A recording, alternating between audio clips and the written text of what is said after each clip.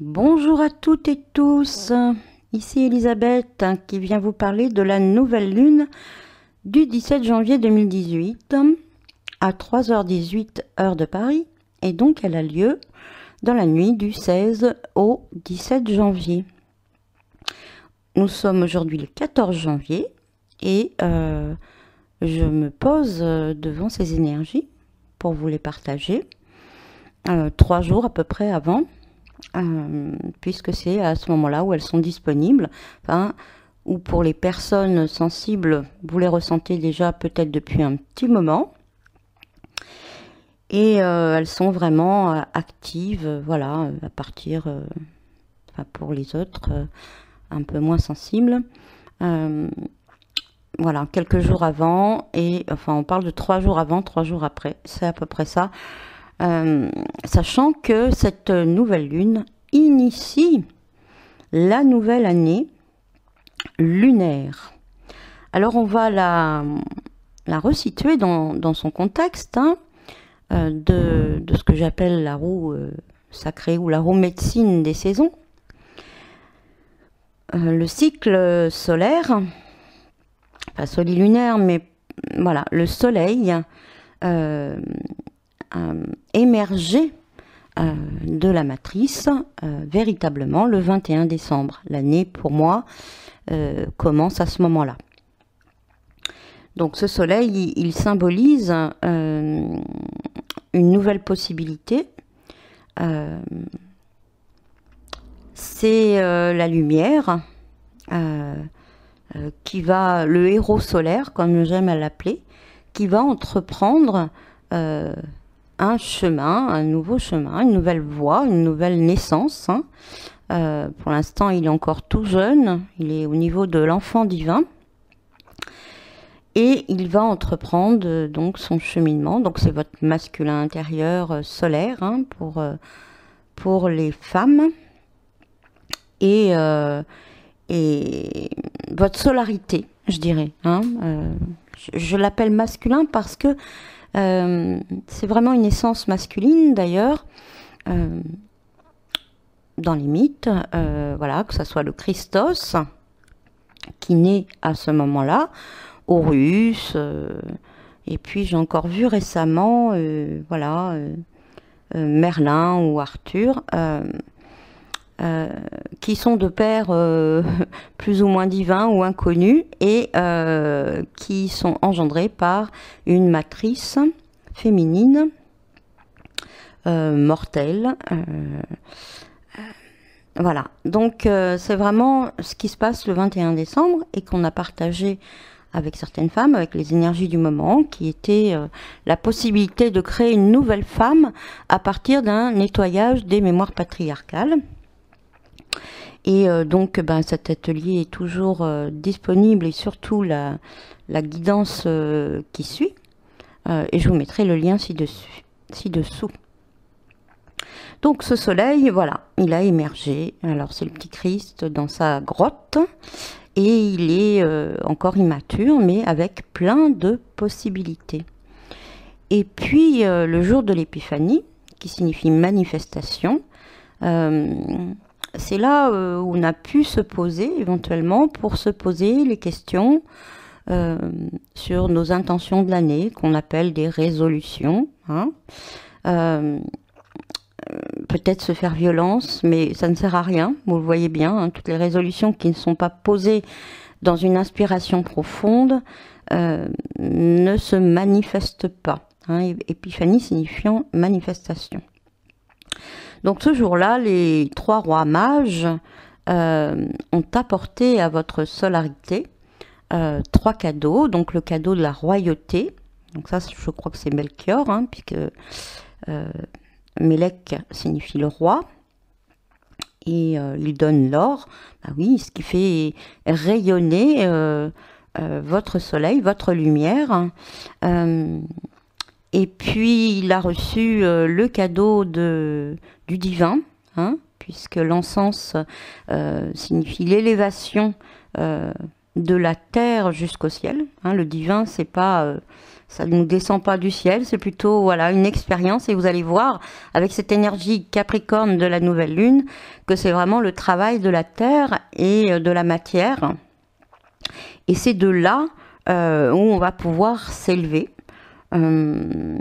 Et vraiment dans notre expérience personnelle de tous les jours.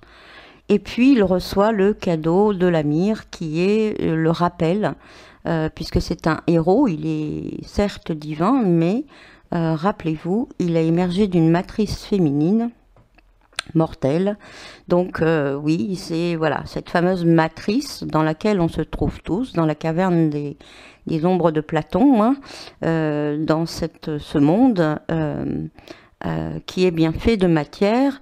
Et cette nouvelle lune, avec 6 voire 7 planètes, si on comprend la lune noire, en Capricorne, nous rappelle ces limites de la matière et comment on va la travailler. Donc voilà,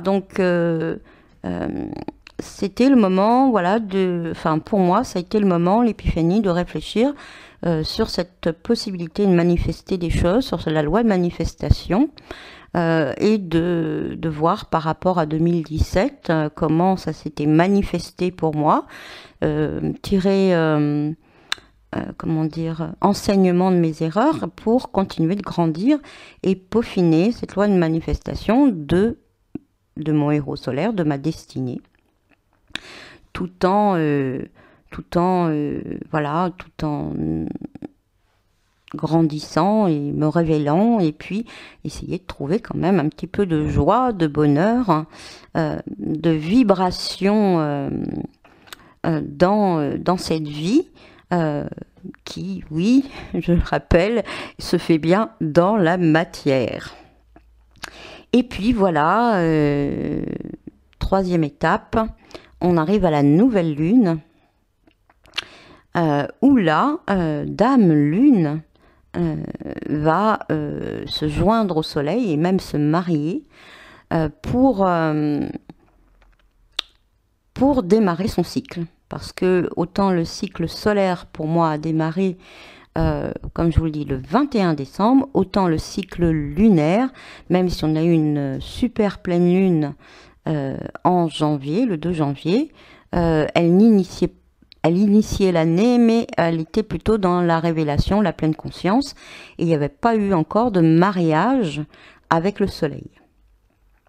Donc là, le jour de la nouvelle lune, la lune se marie avec le soleil. Alors comment ça se passe?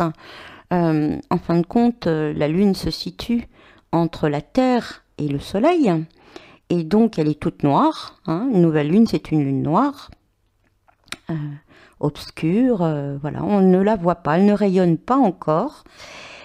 Par contre, sa face cachée, celle qui s'offre au soleil et qui, nous, de la Terre, nous est cachée, s'offre aux rayons du soleil. Donc elle est ensemencée, comme à chaque nouvelle lune, par le soleil, dans un moment de... Comme solstice signifie aussi arrêt, hein, un moment d'arrêt du soleil, je dirais que la nouvelle lune, enfin celle-ci, puisque c'est la première de l'année, c'est un moment d'arrêt, en plus en Capricorne, hein, donc d'introspection, encore plus que d'habitude, parce que chaque nouvelle lune c'est ça, mais encore plus que d'habitude, d'arrêt et d'ensemencement, d'ouverture, d'accueil à ce soleil qui est né le 21 décembre. Alors, qu'est-ce qu'il fait le soleil lors d'une nouvelle lune? Eh bien, il va éclairer la face cachée de la lune. Donc, c'est la rencontre entre la conscience et l'inconscient, entre nos parties, la face cachée de la lune, c'est nos parties reniées, nos ombres, ce qui n'est pas encore révélé à nous. Bon, je ne vais pas détailler plus parce que vous irez voir dans mes vidéos sur les ombres, j'en parle plus largement. Et donc, elles vont être éclairées, ensemencées,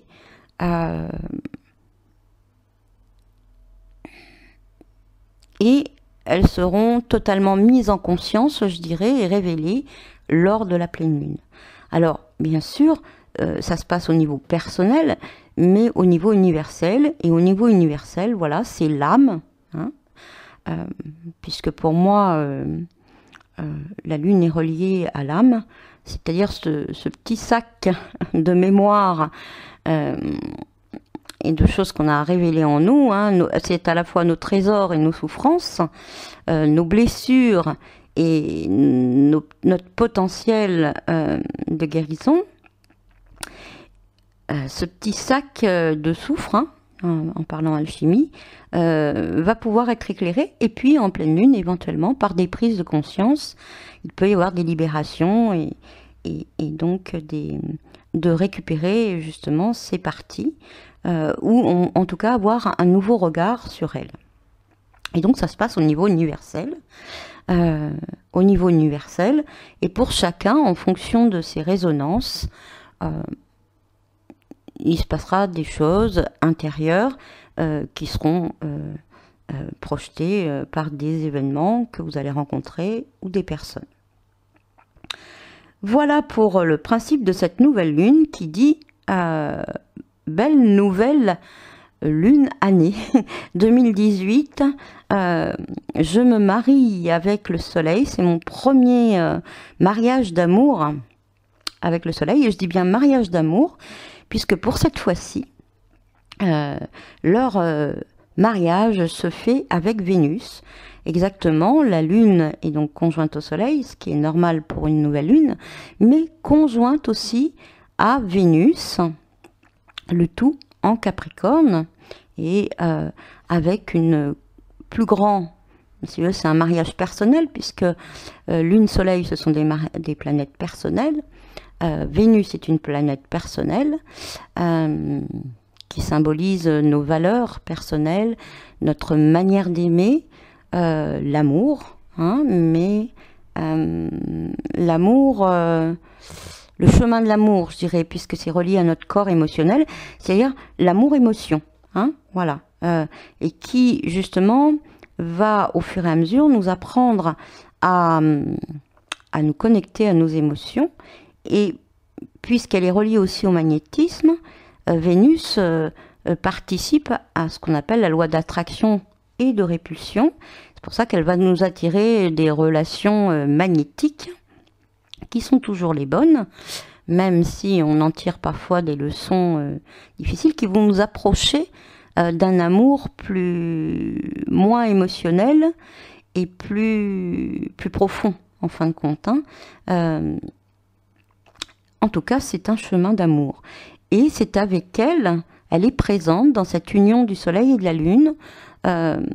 Donc cette nouvelle Lune, en effet, risque d'être très très émotionnelle, comme toutes les lunes, mais encore plus celle-ci.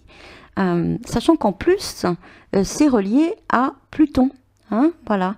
Donc, Lune, Soleil, Vénus sont reliés à Pluton. C'est-à-dire, comme je vous disais, Lune, Soleil, Vénus sont des planètes personnelles. Hein, c'est comment j'aime, comment je révèle ma solarité, ma conscience qui je suis, et comment je libère mon âme, donc au niveau personnel. Et tout cela est relié à Pluton dans ce grand mariage, qui, lui, par contre, est une planète qu'on appelle transpersonnelle, c'est-à-dire plus grand que nous. Donc, imaginez ce mariage du Soleil et de la Lune dans l'amour, peu importe à quel niveau, dans l'amour encore émotionnel.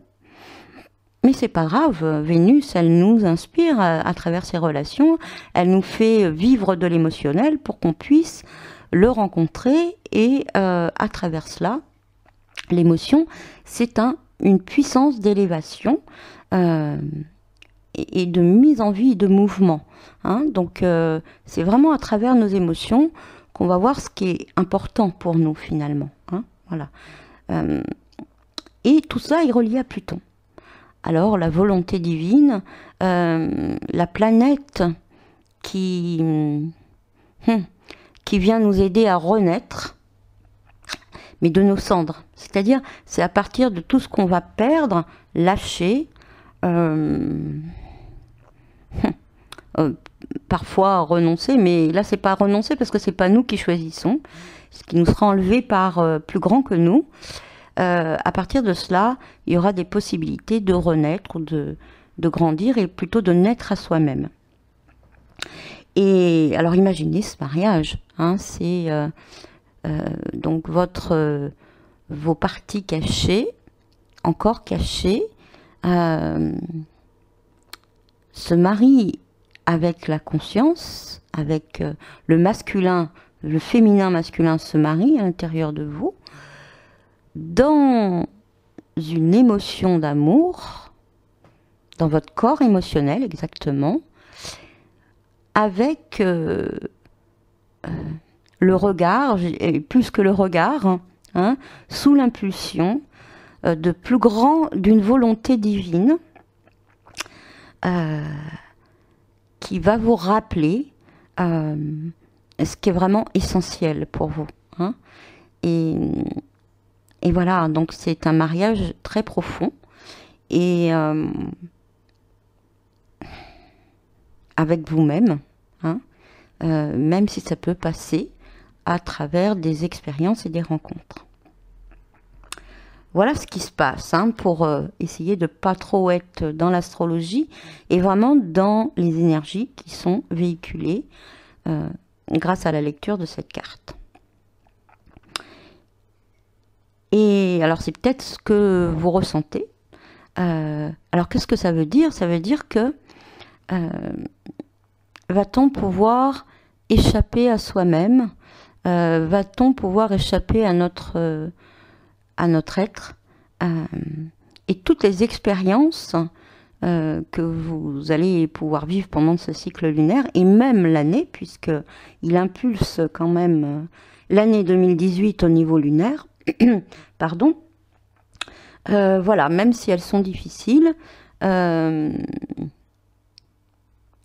vous verrez au bout d'un moment que elles ne visent qu'à vous permettre de vous rencontrer de plus en plus vous-même dans un amour qui va être de moins en moins émotionnel et de plus en plus profond, et d'aller à l'essentiel dans ces rencontres intérieures qui se manifestent bien entendu à l'extérieur. Voilà pour ce mariage. Et donc ce mariage se réalise, il y a des témoins, hein, je dirais, à ce mariage. Il y a pas mal de témoins, puisque c'est l'énergie Capricorne, puisque la nouvelle lune, Soleil, Lune, Vénus, Pluton sont dans l'énergie Capricorne. Donc ça se situe pas n'importe où, hein, c'est dans l'ambiance Capricorne. Et il y a plein de témoins qui viennent assister à ce mariage. Donc il y a... alors, je reprends ma carte, hein, parce que là je vous parle sans la carte.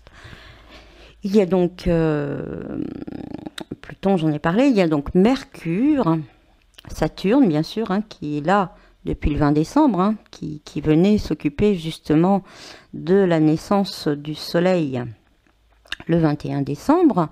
Et puis la Lune Noire, si je vous les ai bien toutes dites. Hein, voilà, la Lune Noire étant justement ces mémoires universelles, plutôt patriarcales. Même si c'est pas une planète, en tout cas, elle fait partie des témoins de ce mariage. Alors, pour les identifier, donc Mercure, ça va être, c'est une planète personnelle qui parle de votre communication et aussi de vos pensées, de votre mental. C'est le corps mental, hein, si vous voulez.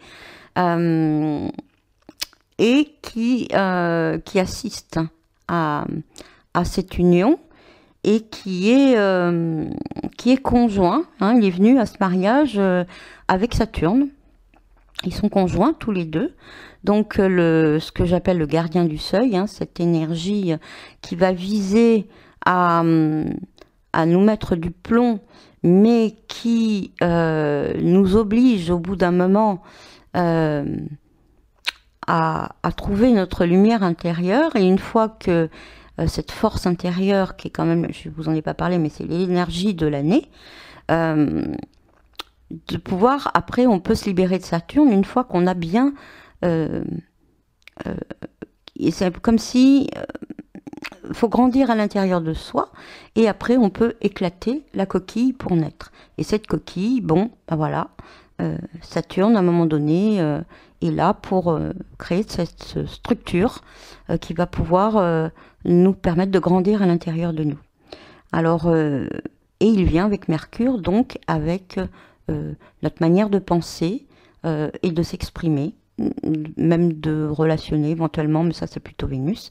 Ils viennent ensemble. Donc c'est-à-dire que vos pensées, votre manière de penser, sont peut-être encore un peu conditionnées par Saturne, ou alors vous commencez à comprendre que votre verbe intérieur, hein, puisque les pensées, souvent c'est des choses qu'on se raconte,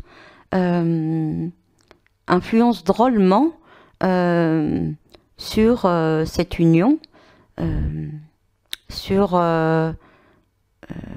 votre cheminement. Et comme, si vous voulez, ce mariage est relié à Pluton, hein, donc Pluton, il invite, au niveau de Vénus, il va l'inviter à découvrir l'amour de soi et à s'apercevoir que plus on va pouvoir s'aimer nous-mêmes de manière authentique et inconditionnelle, plus on pourra vraiment, éventuellement, faire le don de l'amour à l'autre. Hein. Avant, on est plutôt dans ce qu'on appelle le marchandage. Donc, il va nous aider à cela. C'est ce qu'il dit à Vénus, hein, c'est ce qu'il infuse dans ce mariage. Au niveau de la Lune, il va l'inviter, Pluton, à trouver cette fameuse sécurité intérieure et à se libérer de ses peurs pour s'apercevoir que la plus grande sécurité intérieure, les sécurités se trouvent à l'intérieur de nous en fonction de l'état dans lequel on se trouve. Et justement, Mercure qui est là nous rappelle que, en fonction de l'histoire qu'on va se raconter à l'intérieur de nous, on va être plus ou moins en sécurité, insécurité. Donc voilà, il est témoin et il apporte aussi sa touche à ce mariage qui est un ensemencement. Donc pour l'instant, on n'en est pas au niveau de la révélation, au niveau de l'ensemencement. Tout est un peu comme... c'est la graine, hein, qui est formée, qui pourra pousser dans l'année. Et donc, il vient avec Saturne en lui disant, bon, voilà, tu peux donner à ses époux aussi ton chemin, ta sagesse, pour aussi les aider, même si tu peux paraître un peu lourd parfois, les aider, peut-être les protéger dans une coquille, mais en leur donnant en même temps, s'ils écoutent bien Pluton, qui leur dit, à travers Vénus, de développer l'amour de soi, à travers la Lune, de développer leur sécurité intérieure, et à travers le Soleil, de découvrir cette possibilité de créer son destin. C'est ce que dit Pluton en conjonction Soleil, Lune, Vénus. Voilà, mais pour l'instant, comme c'est un ensemencement, Saturne va déposer peut-être une petite coquille autour encore, qui pour l'instant protège, et à un moment donné va enfermer, hein, quand cette graine sera devenue forte et prête à croître, elle pourra éclater les conditionnements ou passer le passage du gardien du seuil de Saturne. Donc ils sont là, présents, et tout ça dans l'énergie Capricorne. Hein, voilà, tout le monde est ça se passe, ce mariage.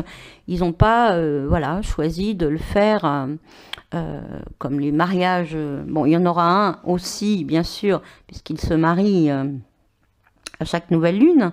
Donc il y en aura un juillet, août, juin, juillet, août, mais ça ne sera pas dans la même ambiance. Ici, c'est dans une ambiance, c'est un mariage au cœur de l'hiver, dans une ambiance Capricorne. Alors c'est pour ça que je vous ai mis sur la photo l'image du Capricorne. Il faut que je la reprenne, moi, ma photo, voilà. Parce que le Capricorne, c'est une chèvre, hein. Alors souvent, et là je vous l'ai mis en entier, parce que souvent on symbolise la chèvre, le Capri. Alors il est unicorne, hein, parce que là il est vu du profil, normalement elle a 2 cornes, mais quand même le Capricorne c'est celui qui va nous permettre de nous élever vers notre licorne, c'est-à-dire notre désir, le vrai désir le plus profond, qui n'a rien à voir avec certains désirs que l'on peut... on le sait que c'est pas le vrai désir d'absolu, quand... une fois que le désir est satisfait, il ne nous nourrit pas. Voilà, on a un nouveau désir qui se manifeste. Donc, par contre, il y a un désir au fond de vous, qui est pour chacun différent, en fonction de votre lune noire, justement, qu'on appelle la licorne. Et celui-là, voilà, c'est la quête d'absolu. Donc, c'est pour ça qu'il est mis de profil et qu'on voit qu'une corne, parce qu'il a à voir avec le chemin vers notre licorne. Notre désir pur, hein, je dirais, d'essence, qui vient de l'essence et pas d'un autre niveau. Et donc, quand on le voit en entier, le Capricorne, il a une queue de poisson. Donc le Capricorne, pour bien ressentir cette énergie, c'est la chèvre des montagnes qui va gravir, hein, la montagne, avec beaucoup d'efforts, beaucoup de patience, qui mettra le temps, mais qui ne quittera jamais des yeux son objectif. C'est ça l'énergie Capricorne, hein. Et donc la chèvre des montagnes, elle choisit une herbe verte, une herbe fraîche, une herbe que le pied n'a pas encore foulée. Donc c'est vraiment le désir de la licorne, hein. La plus pure possible, et elle va la chercher presque au sommet de la montagne, hein. Et elle prendra le temps qu'il faut, mais elle ira chercher cette herbe verte qui la nourrit vraiment et qui est sa quête, hein. Par contre, pour gravir cette montagne, elle ne la gravit pas avec ses 4 pattes, parce qu'elle n'en a que 2, et son arrière-train est une queue de poisson. Alors, moi, elle me fait beaucoup penser à ce monstre, je ne me rappelle plus son nom, je crois que c'est Typhon, qui a été terrassé, qui menaçait justement Zeus et le royaume divin, et qui a été terrassé par Pan. En tout cas, voilà, c'est pas une gentille petite chèvre, ça peut être un monstre aussi. Et ce qui est très important, c'est que déjà de pas se tromper de montagne, hein, parce que mais on s'en aperçoit qu'on s'est trompé de montagne seulement quand on arrive au sommet, hein. On se dit ah mince, ben celle que je voulais vivre, ma vraie montagne à moi, ce qui m'élève vraiment et ce qui me donne cette herbe sacrée, enfin qui répond à mon désir de ma licorne, ben mince, c'était pas celle-là. Hein. Donc ça peut être justement si on est encore soumis à Saturne et au conditionnement, qu'on va, alors puisqu'on initie l'année, on va prendre des résolutions ou poser des objectifs, pas en fonction de notre cœur et notre désir profond, mais en fonction de qu'est-ce qu'il faudrait que je fasse, qu'est-ce qui serait bien, voilà, pour répondre aux demandes inconscientes de ma loyauté familiale, de la société, voilà, ou de mes conditionnements ou de mes mémoires. Mais c'est pas grave si on se trompe de montagne, parce qu'on aura au moins découvert, hein. Faut gravir jusqu'en haut pour s'apercevoir que c'était pas la bonne. Et tous les efforts qu'on aura déployés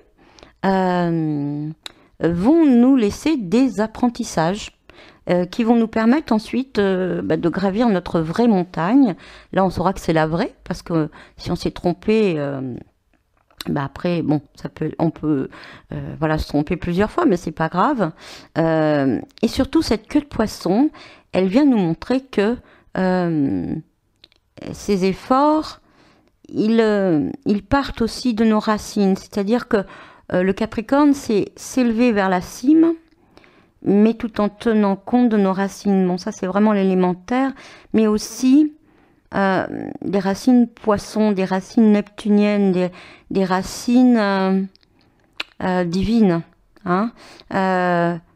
Et peut-être, justement, on va reparler de cette manifestation, hein, et justement des derniers, des dernières prises de conscience que j'ai pu avoir grâce justement aux erreurs que j'ai pu commettre, qui sont donc parfaites.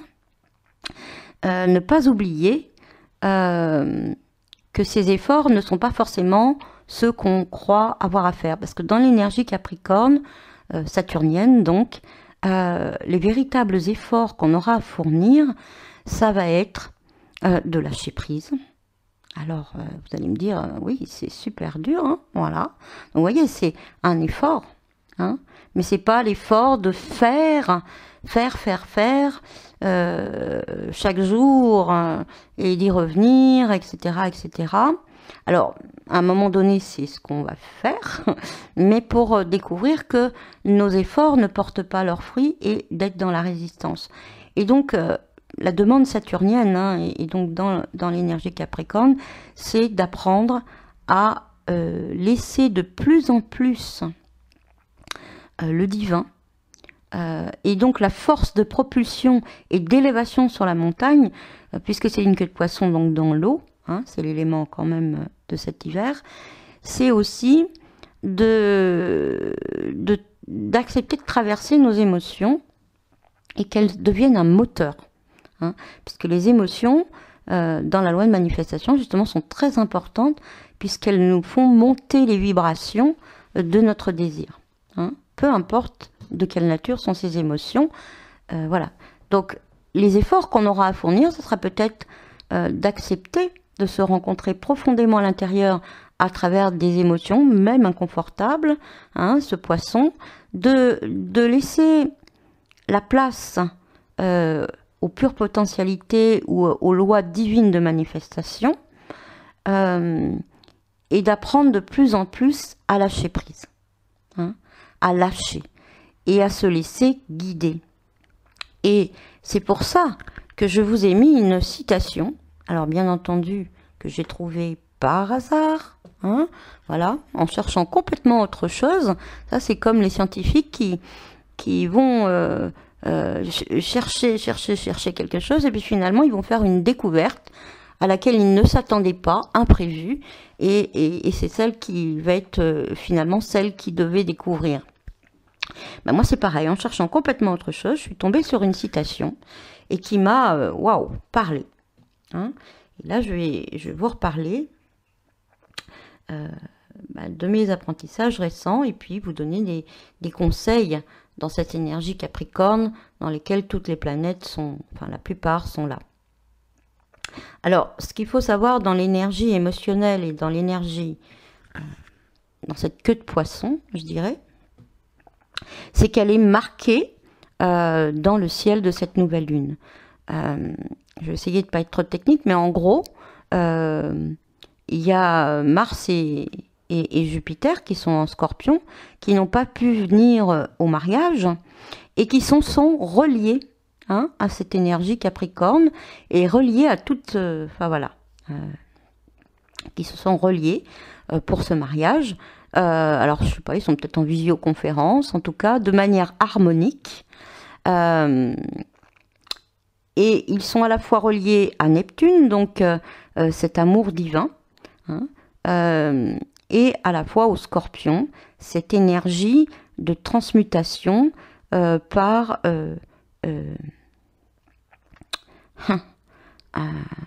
justement l'intensité émotionnelle, et qui va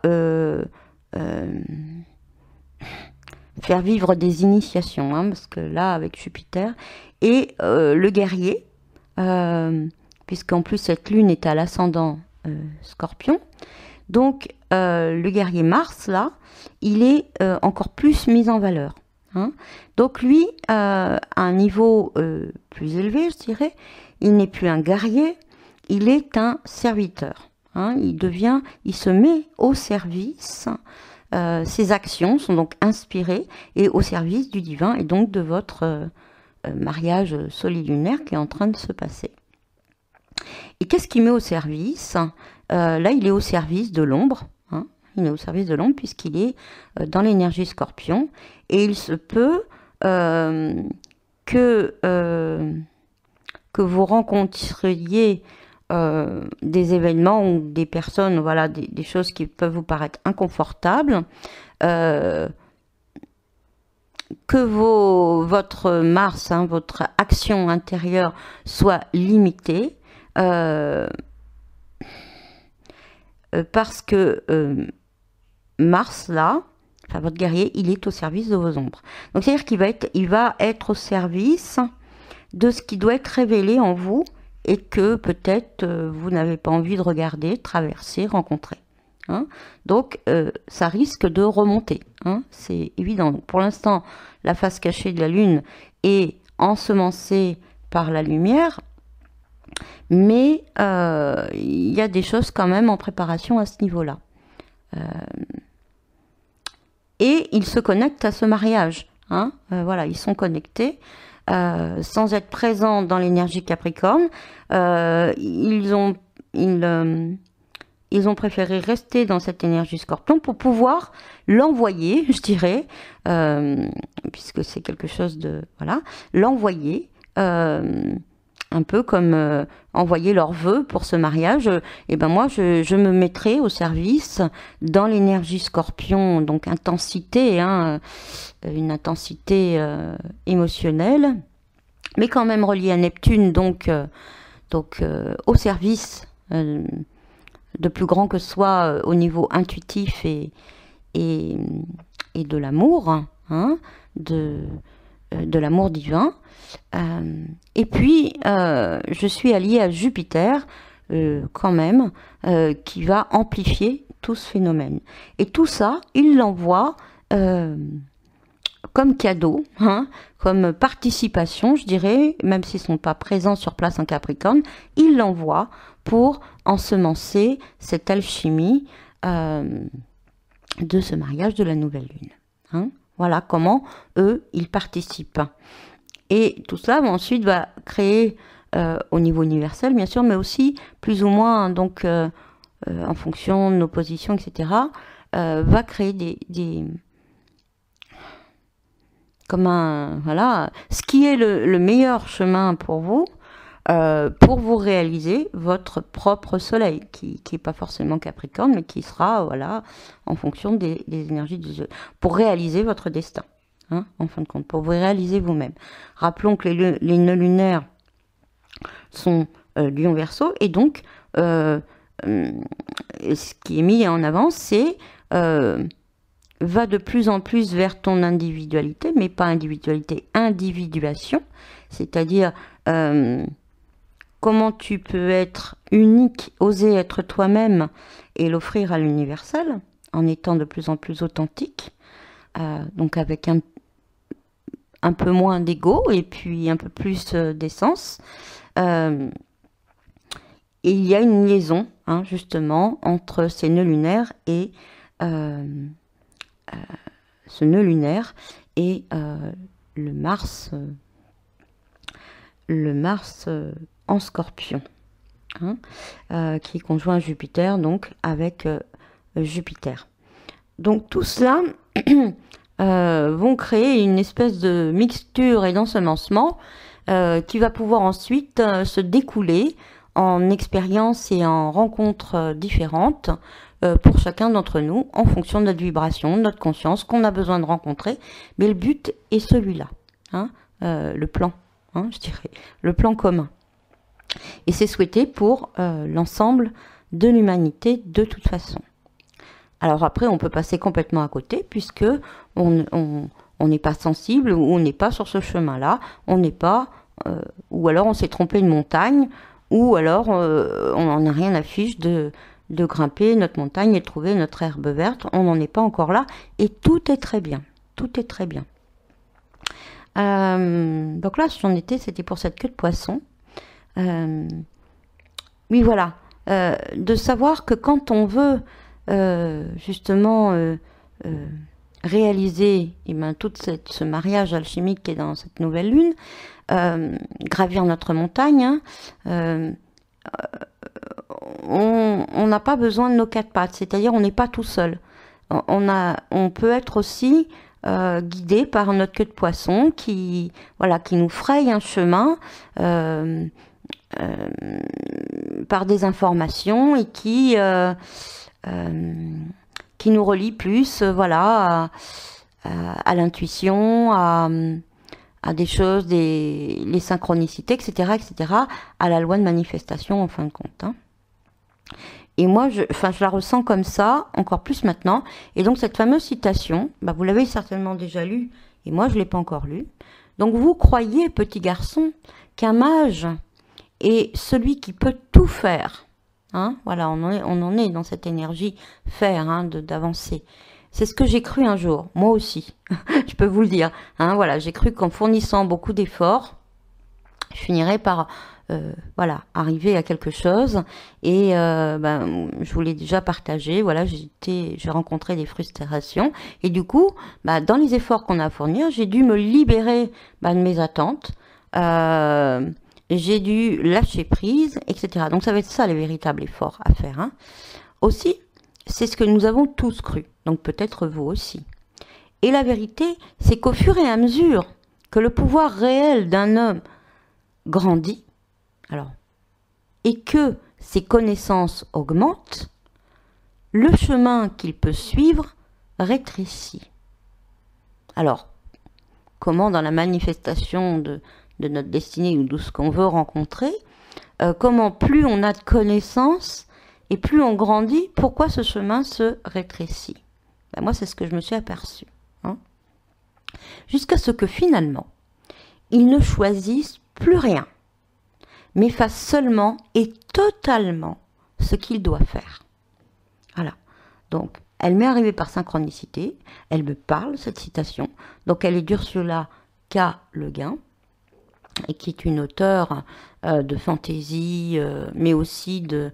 c'est un petit peu comme le Seigneur des Anneaux, ce qu'elle écrit, mais avec un travail des personnages plus psychologique, plus profond. Hein. Donc c'est une femme et écrivain. Et donc c'est vraiment cela. C'est la prise de conscience que j'ai eue à l'épiphanie, donc le jour de la manifestation, c'est qu'en fin de compte, puis dans les jours qui ont suivi et dans les énergies de cette pleine lune que je préparais, c'est que je me suis aperçue que de plus en plus, je dois lâcher prise, faire confiance au divin, et ne poser mes intentions, donc là c'est important, les intentions de nouvelle lune qui vont porter sur toute votre année, ne posez pas des résolutions mais des intentions qui viennent du cœur, que mes intentions de plus en plus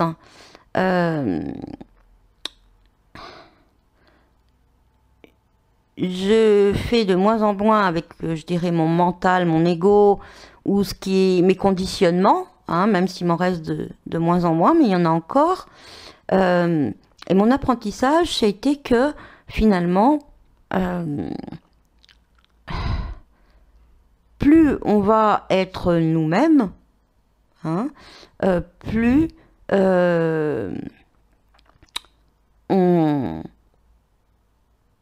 on va apprendre, comprendre, faire des expériences, grandir en conscience, et plus on va devoir changer ses croyances en confiance, en foi absolue, et faire confiance à la loi de manifestation qui fait aussi pousser les fleurs et qui régit toute la matière, en fin de compte. Hein. Et l'homme n'est pas plus...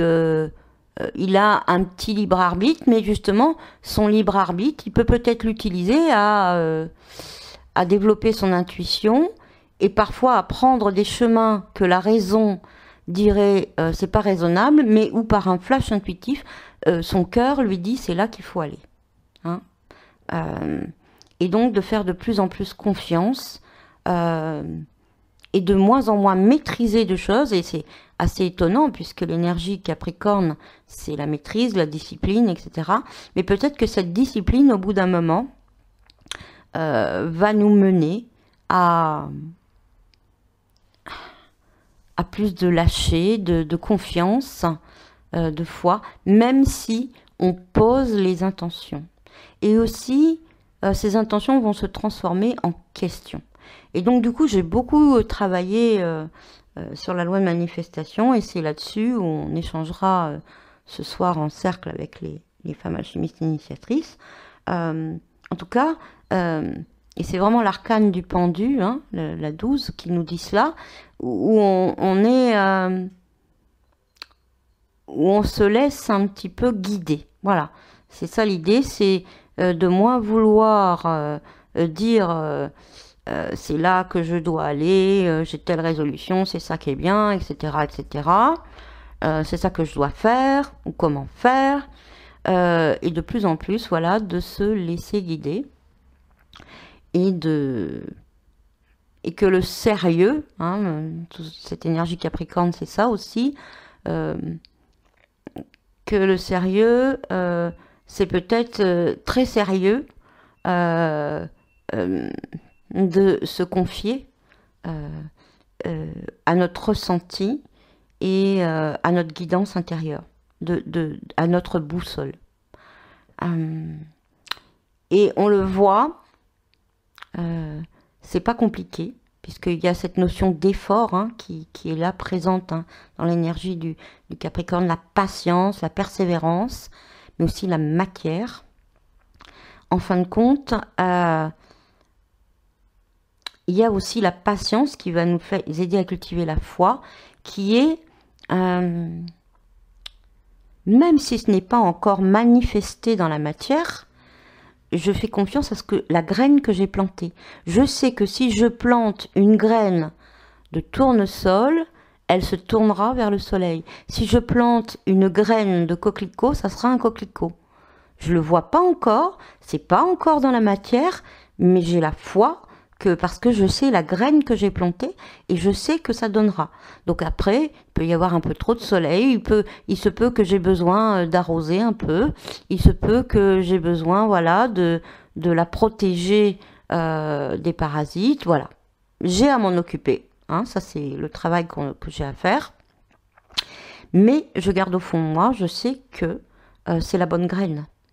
Et que c'est voilà, je décuple mes efforts, mais je laisse faire aussi avec les éléments de la nature et j'ajuste en fonction de ce qui se présente. C'est-à-dire, je vais pas, pour faire pousser une graine, il faut de la terre, du soleil et de l'eau. Et de l'amour, hein, déjà, c'est sûr.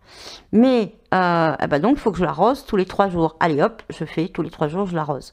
Mais si je ne tiens pas compte, si je n'ajuste pas avec la guidance et avec les éléments en présence, dans le présent, voilà, s'il fait beaucoup de soleil, je vais peut-être un peu trop, je vais peut-être m'arranger pour la mettre à l'ombre. Hein. Et puis si l'eau ne vient pas du ciel pendant trop longtemps, je vais justement lui mettre un petit peu d'eau. Hein. Et l'arrosage sera différent. Donc c'est vraiment ça. Donc je pose mes intentions, mes désirs profonds, j'essaie d'être le plus proche de mon cœur.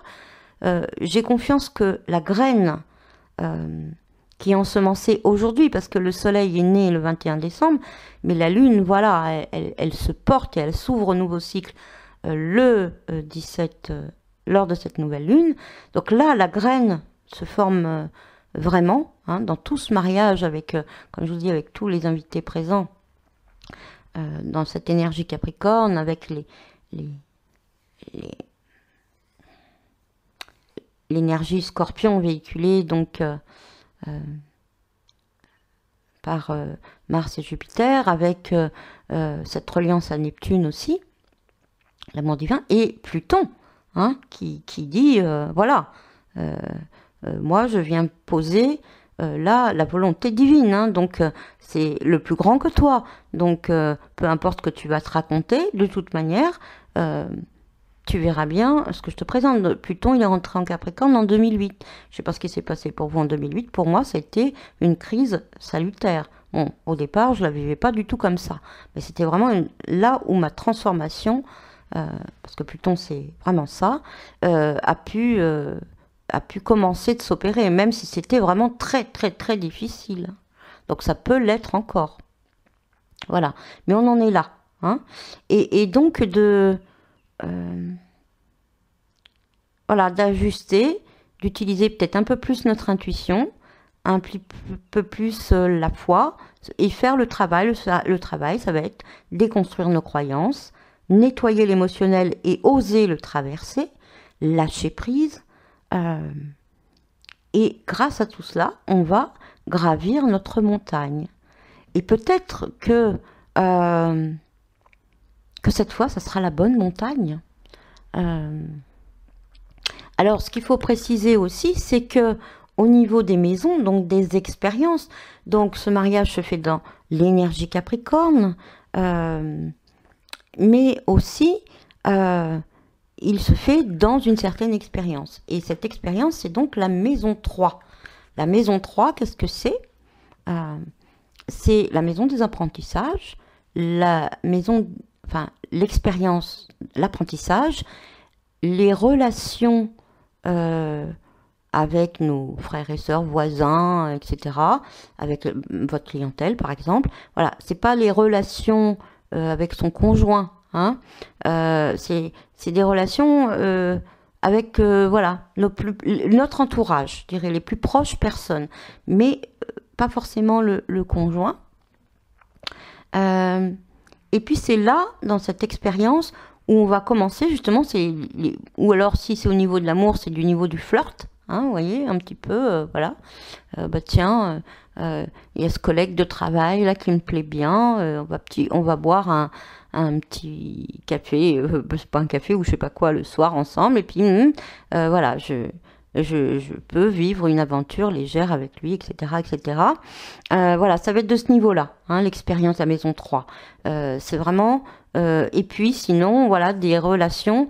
alors, si on est à un niveau de conscience où, voilà, on en est là, ça va être le développement de la fraternité ou de la sororité. Hein. C'est des relations qui sont... dans lesquelles il y a un investissement émotionnel... quand même, mais qui reste du domaine, du voisin, du collègue de travail, voilà, qui reste à ce niveau-là, et qui est relié à le développement de l'intelligence et de l'apprentissage.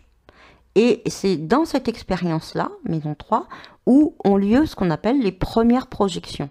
C'est-à-dire... alors c'est des projections qui ne sont pas encore aussi fortes que la maison du couple, hein, la maison des autres 7, là c'est la maison 3, donc c'est les relations avec les autres et les premières projections que je vais pouvoir faire. Alors ces projections, je le rappelle, c'est-à-dire que les autres sont notre miroir et ça nous permet à travers l'autre de se rencontrer soi, et donc en fonction des émotions qui sont générées par ces relations, etc. Ou aussi de voir en l'autre des choses, parce qu'on peut voir en l'autre des choses qui nous sont inconfortables. Dans ces cas-là, si ça nous touche, c'est à nous de les récupérer et de rencontrer ces parties de nous qu'on voit en l'autre. Mais ça peut être aussi des parties lumière, c'est-à-dire attribuer à ce collègue de travail, à ce petit flirt qui m'a attiré de manière magnétique par Vénus. Donc, elle est complice de ce processus. Elle est quand même conjointe à ce mariage. Voilà, ce qui m'attire dans l'autre, c'est une énergie, en fin de compte, que j'approprie à l'autre, que je projette sur l'autre, mais que j'ai en moi. Sinon, je pourrais pas le voir en l'autre. Je pourrais pas le voir en l'autre. Donc, c'est vraiment cet apprentissage qui commence. C'est pas du niveau 7 ou 8, c'est du niveau 3. Voilà, un petit peu jouer avec ça. Et enfin, c'est le genre d'expérience qui va nous être proposé à ce niveau-là pour commencer un petit peu à peut-être récupérer des énergies, des qualités, des choses voilà, qu'on a jusqu'à présent attribuées à l'autre et qu'on n'imagine pas avoir en soi, que ce soit au niveau positif ou négatif. Et tout ça donc développe l'intelligence, une forme d'intelligence plus fine, plus intuitive, et c'est un apprentissage. Donc c'est du niveau de cette expérience-là, ce genre d'expérience qui est proposé dans ce cycle lunaire, en tout cas ça se passe là, dans ce genre d'expérience. Voilà, et en Capricorne. Donc dans la matière. Alors je voudrais dire une dernière chose sur cette expérience de la matière, elle peut nous peser. Et l'image qui m'est venue en pensant à cette matière, ça a été vraiment... moi, j'ai vécu à la campagne longtemps et j'étais en contact avec la terre. Alors, j'étais pas agricultrice, mais bon, je vivais au milieu des champs. Et je voyais bien comment était cette terre. Et si vous voulez, l'été, oui, l'été... on n'est pas vraiment englué dans la terre. On peut marcher dessus, elle est sèche. Au printemps, au printemps, il y a beaucoup d'eau aussi, mais voilà, à un moment donné, printemps ensoleillé, on va dire, l'herbe est verte. On peut marcher sur la terre, profiter de ses ressources, les voir émerger sans être englué dans la matière. Par contre, à la saison de l'hiver, la Capricorne, matière, terre, mais aussi l'élément eau qui est présent, elle nous colle, elle colle. Moi, je me rappelle, mais on s'enfonçait. Alors, on avait beau mettre des pierres, des cailloux, et faire un chemin, voilà, on a fait combien de fois ça? Au bout d'un moment, la terre, elle finit par manger, par absorber tout ce qu'on va poser dessus. Et pourquoi? Parce qu'elle est mélangée à l'eau. Et là, c'est vraiment, elle nous modèle, et elle peut, en effet, on peut se sentir vraiment absorbé dans la matière. Elle nous colle, elle est lourde, elle est difficile. Donc ça va être tous ces... et moi, je vois en ce moment, c'est vraiment, ça me fait de la peine d'avoir la vaisselle à faire à manger, à faire les papiers, aller faire les courses. Mais qu'est-ce que c'est lourd pour moi, c'est répétitif, c'est routinier, c'est... Enfin, en ce moment, moi, c'est ce que je rencontre. Je l'ai toujours plus ou moins. Mais alors là, c'est encore pire. Et puis, ces expériences dans la matière qui vont être un peu plus difficiles, un peu plus émotionnelles, hautaires. Et on va se sentir... Enfin, c'est comme ça que je me sentais, mais c'était l'image que j'avais, comme quand on marche à l'hiver dans cette terre boueuse dans laquelle on est collé, quoi. On peut pas décoller. Là, et c'est pour ça que l'énergie Capricorne, gravir et s'élever, notre élévation, parce que c'est vraiment, je terminerai par le degré Sabian, c'est vraiment, c'est sur une montagne. Donc, de la roche, de la terre, c'est pas en déployant, on déploie pas nos ailes. On va monter avec nos pattes avant vers notre licorne, poussé par le plan divin et l'émotionnel par l'arrière, la queue de poisson. L'effort de lâcher prise, de faire confiance, et avec Pluton aussi d'aller à l'essentiel et d'accepter d'avoir des pertes. deuils, des choses qui se terminent. Je ne vais pas parler d'Uranus, mais bon, alors je vous rajouterai que Uranus donc fait un carré hein, à Vénus, Lune, Soleil, et que bon, le carré c'est pas une manière de vous casser, c'est une manière de construire.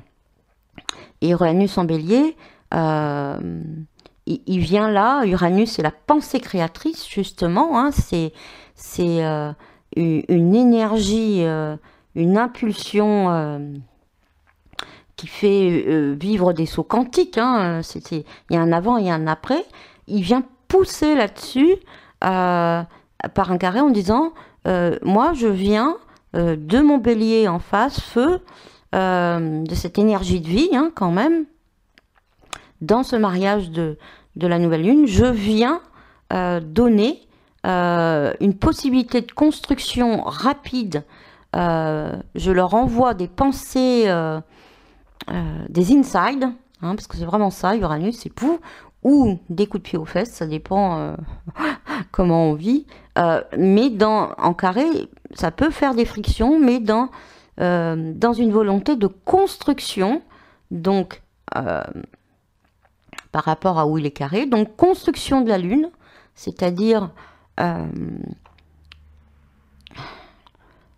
que l'inconscient puisse, que les parties qui ont besoin de remonter de l'inconscient le puissent, mais dans une visée constructive, que le corps magnétique ou émotionnel de Vénus vienne construire justement cette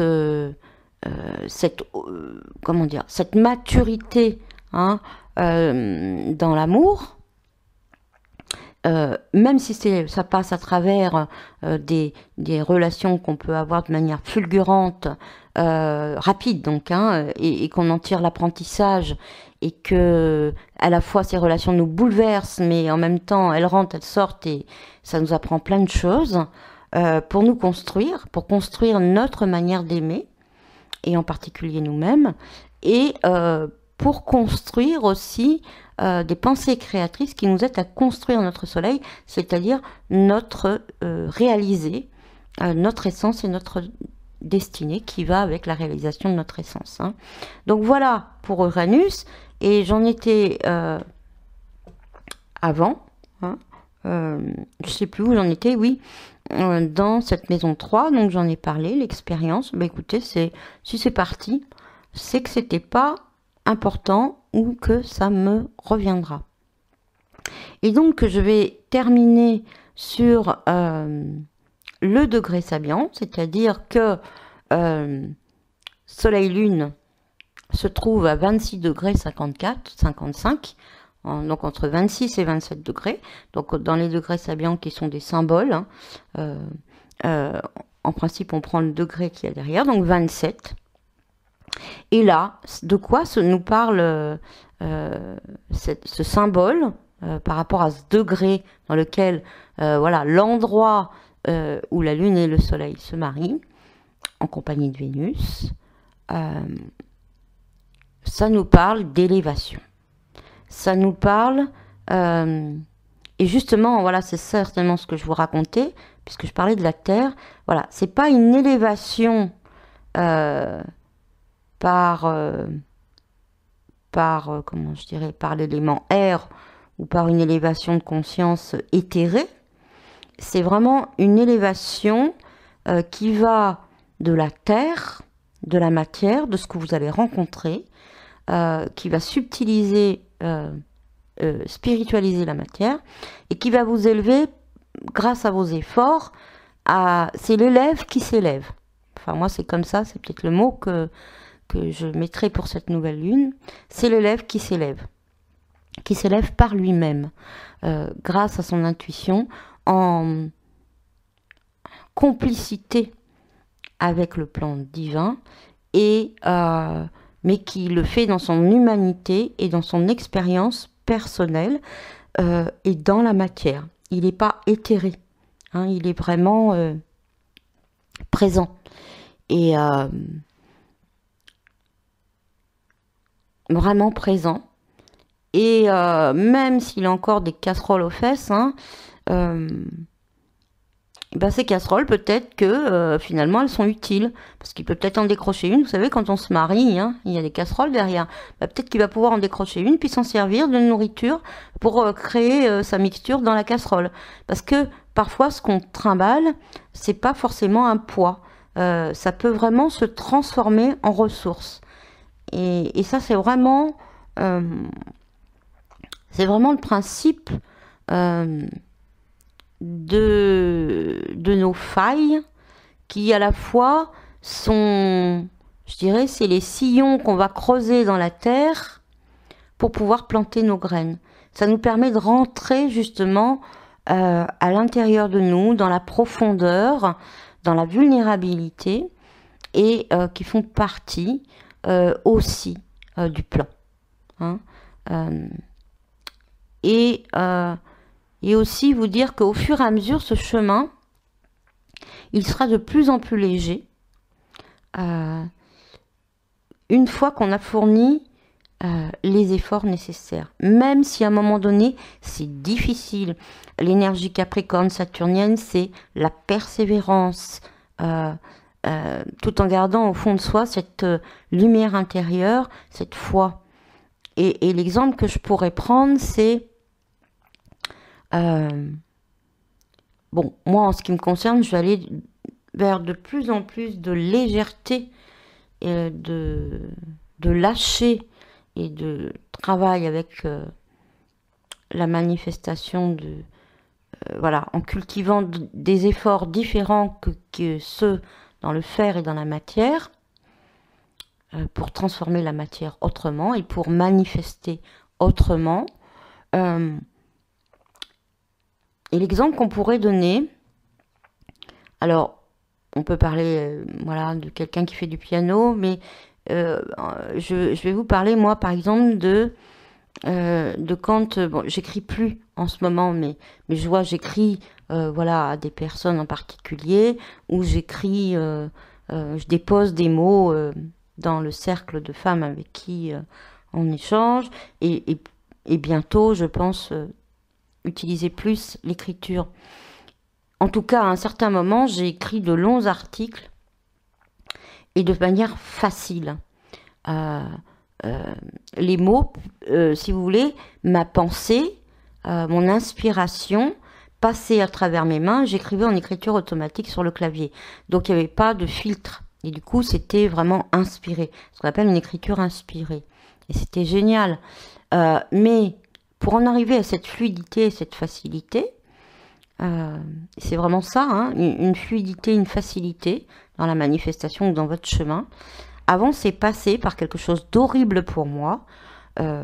J'ai été obligée, dans mes études, de rencontrer la dactylographie.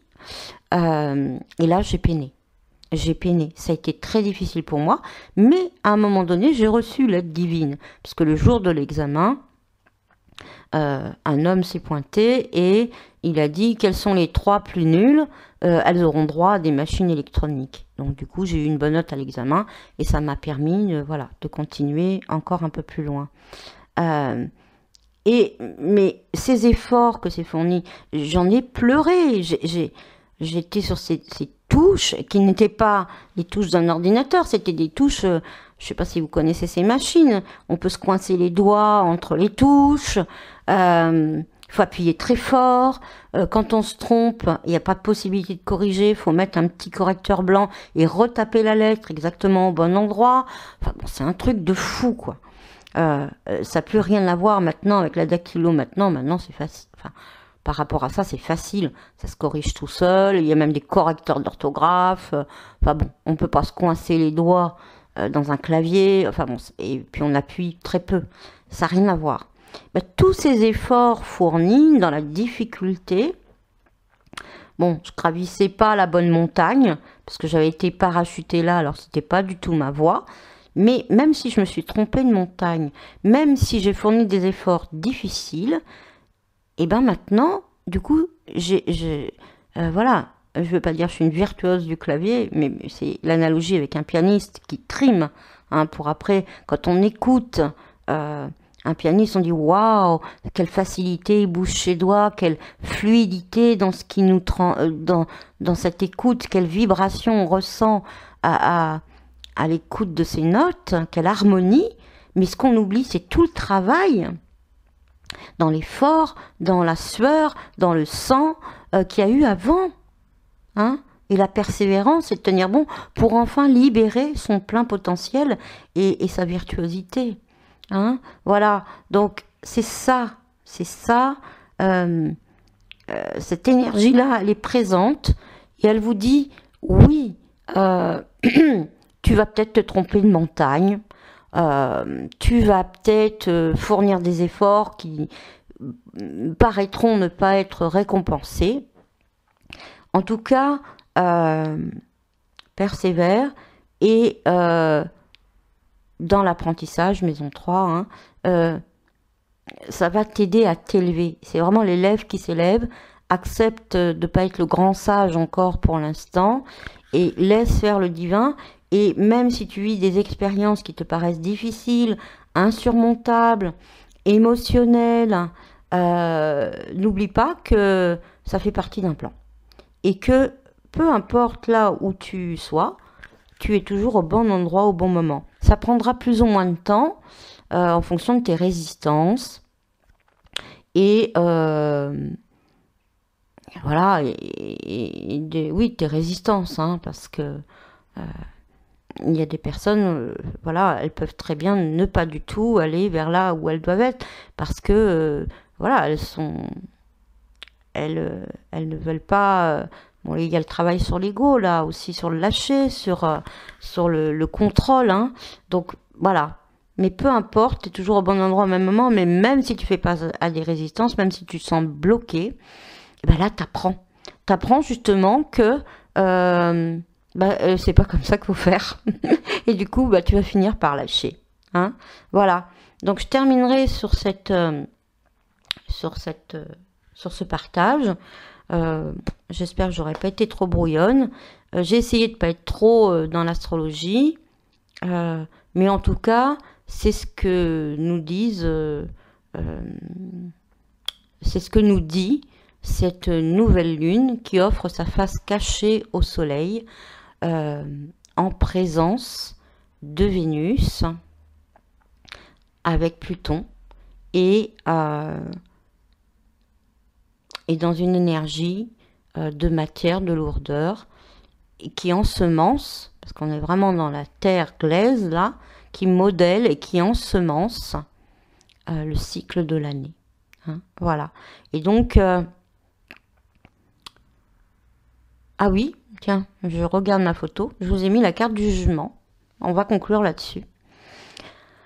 Parce que voilà, bon, j'avais fait mon petit tour et puis j'ai dit tiens, je vais tirer au hasard une carte du tarot pour voir si j'ai bien, si je suis bien un petit peu dans la bonne intuition, quoi.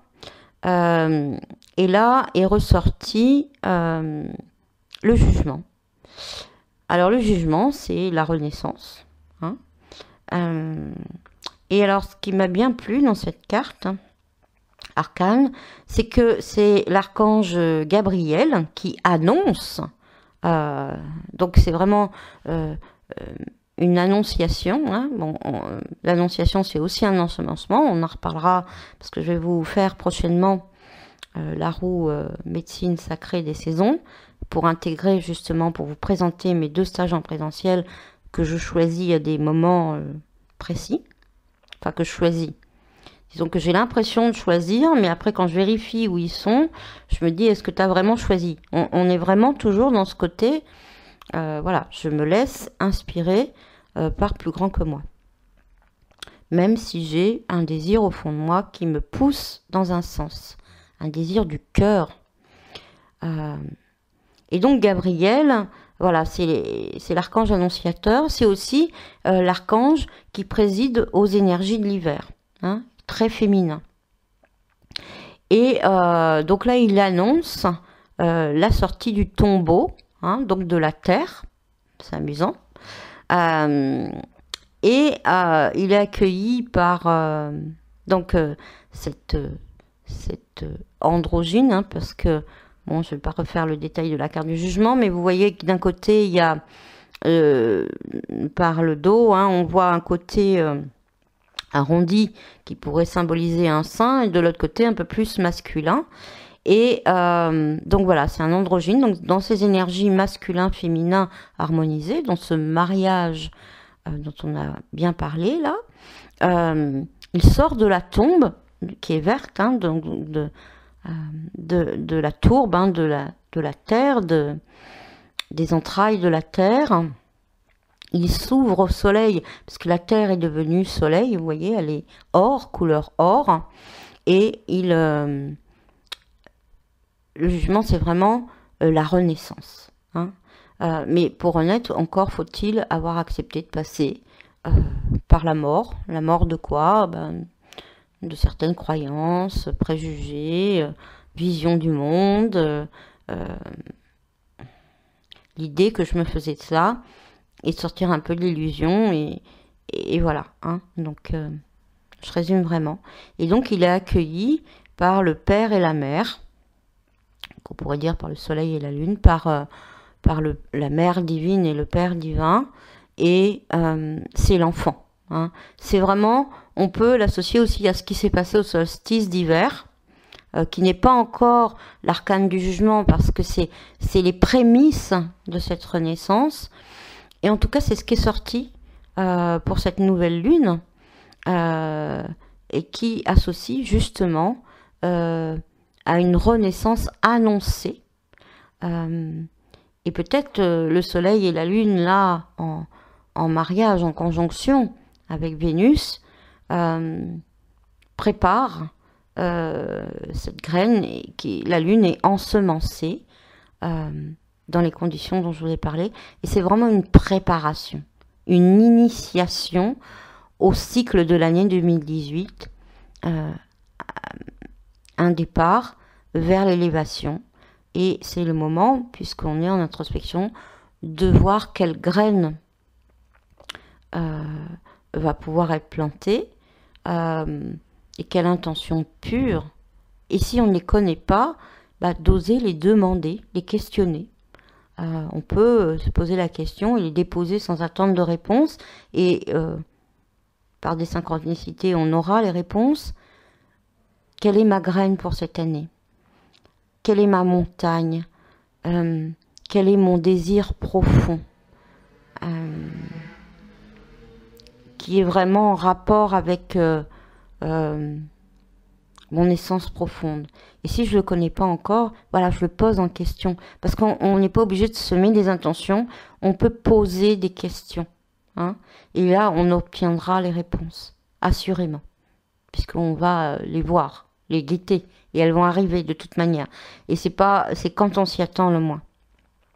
Et en plus, après, quand j'ai additionné le 17, 1, je sais pas, j'étais tombée sur 20, moi. Donc, l'année 11, comment j'étais tombée sur 20? Voilà, l'année 11, si elle est réduite dans l'énergie du 2, parce que pour certains, on vivra cette année au niveau de la dualité du 2, mais tout ce qu'on peut faire à 2, ça peut être aussi l'union, moi. En tout cas, c'est les polarités qui harmonisaient les contraires. 2 plus 1, janvier donc, hein, plus 17, ça nous faisait 20. Voilà, j'arrivais à 20 pour si on prenait l'année de référence 2. Et si on prend la référence année universelle 11, 2018 11, plus 1 janvier 12 et 17, nous arrivons à 29, je crois, ou 27, je sais plus. En tout cas, ça me faisait un 9. 17 et un 18, 18 et 11, oui, ça fait 29, voilà, 29. Et donc, si on ajoute 9 à 2, nous arrivons sur notre année universelle 11, la force intérieure. Donc, peu importe les chiffres qu'on peut prendre pour pour cette nouvelle lune. Elle nous amène soit au 20, et c'est la carte que j'ai tirée par hasard et que je vous ai commentée, la renaissance, l'annonce d'une possibilité de renaître derrière, voilà, toutes ces énergies plutoniennes qui vont nous bousculer assez fortement, mais ça ne peut bousculer en nous que ce qui a besoin de se transmuter, hein, donc c'est pas grave. Et sinon, ben voilà, si on additionne tous les chiffres, 17, 1 et 2018, nous retombons sur notre année 11, qui est la force intérieure. Donc vraiment, gardons cette force à l'intérieur de nous, qui va nous pousser régulièrement vers l'avant, ou peut-être vers l'arrière, hein, peu importe, à réaliser, parce qu'on a réalisé en 2018, et à le manifester, et vraiment ici et maintenant dans la matière. Gardons confiance, servons-nous de nos expériences, et même si nous grandissons en sagesse, nous sommes toujours un élève qui s'élève. Voilà, je vous embrasse et je vous dis à très bientôt. Je pense dans la semaine, assez rapidement, où je veux vous présenter les 2 stages en présentiel qui vont avoir lieu en avril, 14-15 avril, pour réaliser le mariage intérieur, mais avec une préparation avant, et puis 20-22 juillet pour la fête du féminin sacré. Mais je vous en reparle dans un prochain audio. Je vous embrasse et belle nouvelle lune.